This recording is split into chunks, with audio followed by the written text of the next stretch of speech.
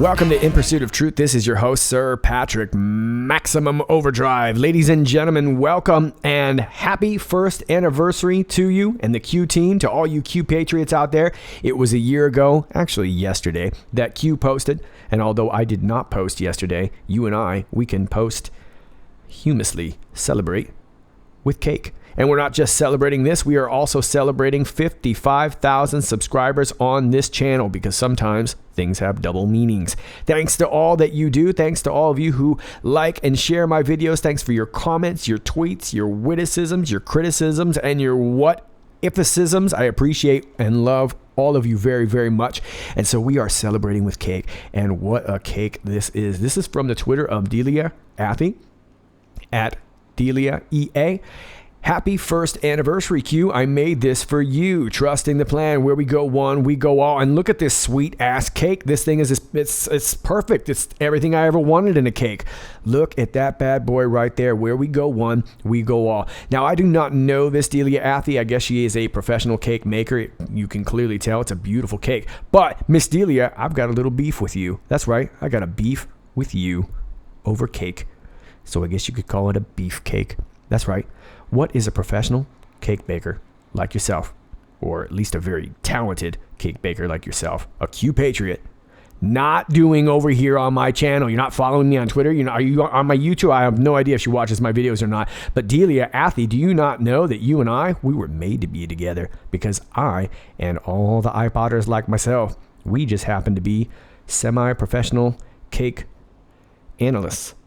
We're like a Cake of the Month club that follows Q. What I'm saying is you should be over here on this channel where you can pump up your beautiful cakes, Delia. That's what I'm saying. So if you know Delia, please make my plea. I'm asking her to come follow the channel and get your beautiful Q cakes recognized. So look at this bad boy right here. And here is the 40,000 foot view of it. Red, white, and blue. Looks like it's freedom flavored. Thing's awesome. And there's some drone footage of it right there. Check that out, John. What is that?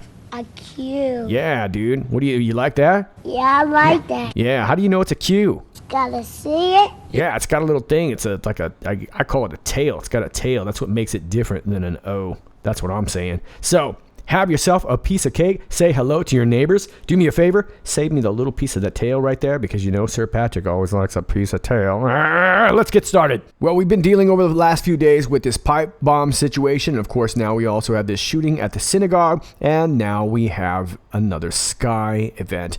From CBSNews.com, Indonesia's Lion Air Flight JT610 crashes into the sea with 189 on board, officials say. Now, they're saying 189, but a lot of the other news outlets are reporting 188. We're not really sure as of yet. From Jakarta, a Lion Air flight with 189 people on board crashed into the sea moments after taking off from Indonesia's capital early Monday. The airliner said it had lost contact with flight JT610, and Indonesia's search and rescue agency posted images of debris it has found from the Boeing 737 MAX 8 plane that went down in the waters off West Java. There was no immediate word of any survivors, and the aircraft is believed to have sunk after it crashed. It has been confirmed that it has crashed. Yusuf Latif, a spokesman for the agency, said by text message when asked about the fate of the Lion airplane. According to the Reuters news agency, Latif said the plane had lost contact 13 minutes after takeoff. The aircraft had requested to return to base shortly before losing contact, according to Johannes Sarait, a spokesman for Indonesia's air navigation authorities. The traffic control allowed that, but then it lost contact, he added.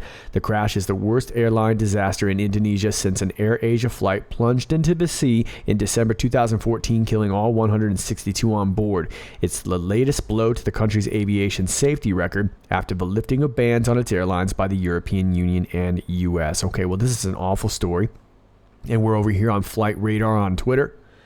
And they're reporting the flight was operated by Boeing 737 MAX 8 registration PKLQP. The aircraft was delivered to Lion Air in August of this year. It is powered by two CFM LEAP 1B engines. So this is a relatively new plane, and it most certainly seems like it would be airworthy, right? Now let me take you over here to Bloomberg. And they're also saying 189 people on board here. I want to scroll you down here. They're kind of giving you some minute-to-minute update, but let me take you all the way down here to the beginning where it says right here at 11:57. Let me see if I can make that bigger. There we go. Finance Minister Sri Mulyani Indrawati is at the National Search and Rescue Agency. 20 employees from the Finance Ministry were on the crashed jet. And a few minutes later, we get this. 10 employees of Indonesia's state audit agency, known as BPK, were on board Lion Air's JT610, the agency says in a statement. Okay, so 20 of them employees from the finance ministry and 10 of them from the state audit agency. Nothing to see here, yeah? And this is their official site right here. And of course, my Bahasa is not real great, but I did notice this creepy little logo right here. Might be nothing, might be everything, you never know. But there is their logo and their website if you want to take a look at it. Now we're here at Reuters on Twitter.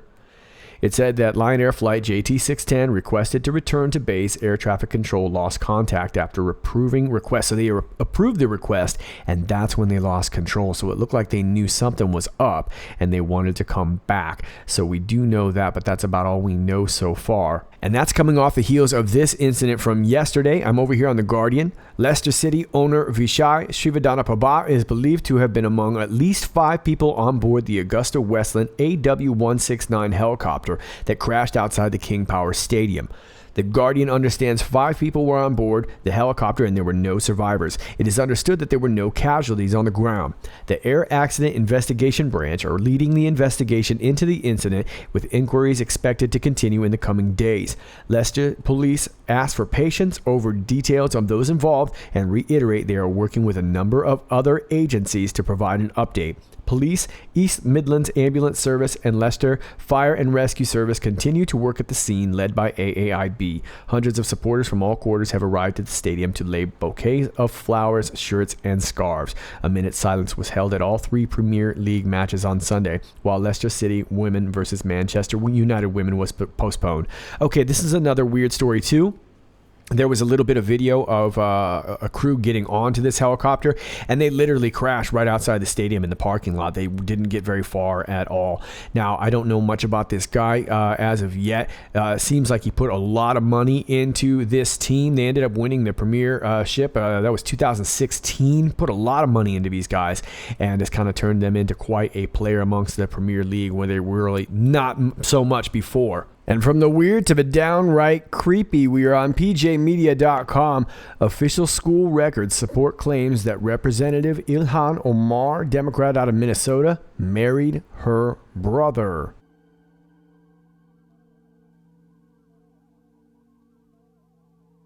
Yeah. Minnesota State Representative Ilhan Omar currently leads the race to fill the federal House seat being vacated by Representative Keith "I'll beat the Ellison out of you." Immediately after being elected to her current seat in 2016, Omar faced allegations, soon backed by a remarkable amount of evidence, that she had married her own brother in 2009 and was still legally his wife. They officially divorced in December 2017. Okay, so I guess it's okay. They're divorced now. No big deal. Just kidding. The motivation for the marriage remains unclear. However, the totality of the evidence points to possible immigration fraud and student loan fraud. Representative Omar has stated that she did marry British citizen Ahmed Noor Saeed Almi in 2009, though the allegation that he is her brother is absurd and offensive. Below, exclusive new evidence from official archived high school records and corroborating sources strongly supports the claim that Ahmed Noor Saeed Almi is indeed her brother. As this implicates Representative Omar in multiple state and federal felonies, I have contacted the U.S. Attorney's Office in Minnesota to submit all other information uncovered during our investigation. Okay, pretty interesting article right here. And I posted about this the other day on Twitter, but let me just show you this letter. This is from this David Steinberg who wrote this article. And I'm not going to read you the whole thing, but I will probably post this letter on Twitter. But I just want to take you to the middle of the letter here where it says, under penalty of perjury, you attested to your 2009 marriage and 2017 divorce records, which state that Ahmed Noor Saeed Almi was born on 4/4/1985. After an extensive background search, I have not been able to find another Ahmed Noor Saeed Almi, Ahmed N. Elmi, or even Ahmed Elmi, who was also born on 4/4/1985. The man you married and the man who attended Arlington Senior High School are one and the same. St. Paul Public Schools stated that federal and state law forbid it from releasing the names of a student's parents, legal guardians, address, or phone number from enrollment records. I then contacted several members of the class of 2003 and have been told that Elmi was living with his father while attending Arlington Senior High School in 2002-2003. Indeed, his father was identified as the same man you referred to as your father. I have also obtained the likely address. This information implicates you in multiple felonies from 2009 to 2017. Besides investigating marriage fraud and perjury during the marriage and divorce proceedings, it seems federal and state investigations into FAFSA, federal student loans, fraud, immigration fraud, tax fraud, health insurance fraud, and even a fraudulently filed application to be a candidate for office in 2016 would be warranted. Wow. Okay, so David Steinberg coming with the goods on this Omar. All right, let's talk about something cooler. I'm going to take you back to October 5th, post 2347. Now, for those of you who are familiar with this story, I'm just going to memorize you. And if you are new to this, then I'm going to up-to-date page you. This was post 2347. And Q posted this Twitter link here. Said, important moment in time. The picture will be the signifier. The signifier will force the Q. The Q will be answered. Then we have where we go one, we go all within 3 parentheses here. And the Twitter link took you to this handle of VIP Anon. Okay, Q family, I met Donald Trump and asked him the question. See attached pic from 8chan. And that's this right here. Let me see if I can blow it up. VIP Anon here. I hate that name, by the way. I'm not VIP and not really anonymous anymore, but I want to thank all the bakers and anons here that contribute to so much to the Q movement. So I went to the rally tonight and had the privilege to meet President Trump. What a great guy. Very personable and very nice in person. I had the opportunity to take a picture with him that they will mail at a later date. So after the photo was taken, I asked him the question. Me, I have a question. Trump, okay. Me, is Q real?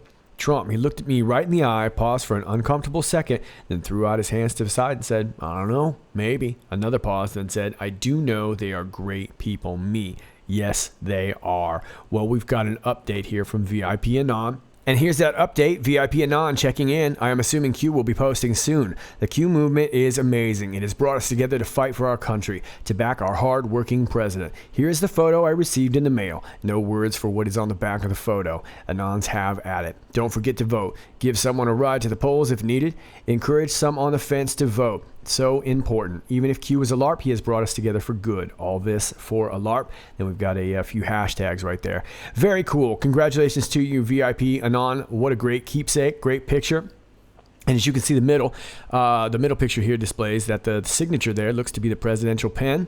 And we see 3 parentheses, just like the post 2347, only now it just has a plus in the middle. And of course, I think a lot of us already kind of understand that Q plus is likely the president himself. But you Anons can let me know what you think. If you see any other indicators there of something else, you can let me know. But a very cool story, very cool resolution there for VIP Anon. And hopefully we'll start seeing some new Q posts soon. Now, let me bounce you back over here to Twitter. Oddly enough, today I was researching and I was on the Q map page and I went back to Twitter and saw Joe Holden's post and noticed that we were talking about the same post. And he had made a little graphic here and I really appreciate that. I had asked if I could use it. He said, go ahead. I'm just going to go ahead and use your post because you did such a good job. Joe says, new to this, so please bear with me. 10/29/17 Q posts about a plane. Many are saying the post last year foreshadowed a year ahead. IPOT 1776, that's me, highlighted the 737 that's gone down. 7 plus 3 plus 7 equals 17. Many reports are showing 188 people on board. 1 plus 8 plus 8, da-da-da-da-da. So I think you see what's up, right?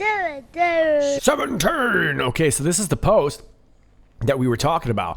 I was over on QMap, and thanks for circling this. This is from October 29th last year, and this was post number 5. Follow the money. It's the key. What is Pelosi's net worth by way of one example? Why, coincidentally, is her memory apparently going? Cover for possible future indictment to plead what? What if John McCain never had surgery, and that was a cover for a future out if needed against prosecution? Why did Soros transfer his bulk public funds to a nonprofit? Note, this doesn't include massive slush funds that are pulled by several high-ups. Why did Soros' son have several meetings with Canadian Prime Minister, and how is that related to Clinton's? Can you rely on being able to board a plane and fly away? Why is MS-13 a priority? Nobody got this. Could people pay such gangs to kill opponents? And why? How to insulate against exposure? The truth is mind-blowing and cannot fully be exposed.